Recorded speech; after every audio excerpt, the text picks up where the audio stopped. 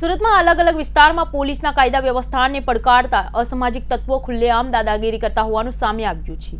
ત્યારે weed road Dabholi 4 રસ્તા પર કરિયાણાની દુકાન સામે અપશબ્દો બોલતા તત્વોને ઠપકો આપનાર કરિયાણાની દુકાન પર હુમલો કરાયો છે। કરિયાણાના દુકાનદાર પરિવાર પર હુમલો કરી તોડફોડ કરવામાં આવી હતી, જેથી સીસીટીવીમાં આધારે પોલીસે વધુ તપાસ હાથ ધરી છે। સુરતના વીડ રોડ ડભોલી 4 રસ્તા પાસે આવેલી ગોવિંદનગર સોસાયટીમાં અસામાજિક તત્વોની ખુલ્લેઆમ દાદાગીરી સામે આવી છે। કરિયાણાની દુકાન ચલાવતા વ્યક્તિ અને તેના પરિવાર પર હુમલો કરવામાં આવ્યો હતો।